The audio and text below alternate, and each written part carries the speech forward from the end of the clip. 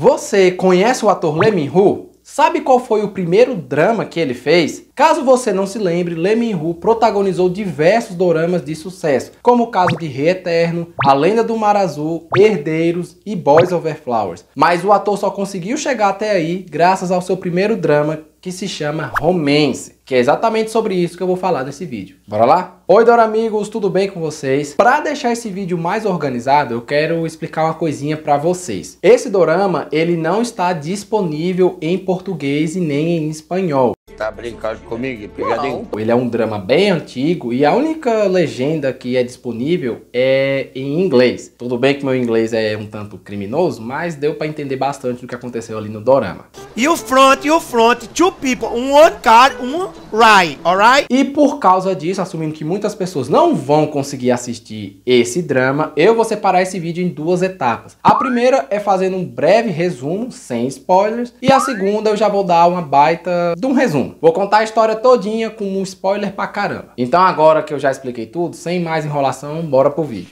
Romance é um dorama de 2002 que vai contar a história de um aluno e uma professora que eles se relacionam. Só que devido à morte do pai desse aluno, a vida tanto desse aluno, tanto dessa professora mudam bastante, fazendo com que eles passem por diversos problemas. Dentre eles, um escândalo envolvendo o relacionamento dos dois. E, além disso, ele também vai focar em outros problemas que surgem e principalmente em mostrar como que esse aluno e essa professora vão lidar com essas situações e tentar contornar esses problemas. O resumo é basicamente isso aí. E dando outras características para esse drama, ele é um dorama escolar, mas ele é um tanto mais adulto, porque o foco dele, ainda mais analisando que é de 2002, não é exatamente num romancezinho escolar entre aluno e aluna. Como eu já comentei, é entre aluno e professor. Além disso, o dorama foca muito no drama em si, principalmente dos protagonistas.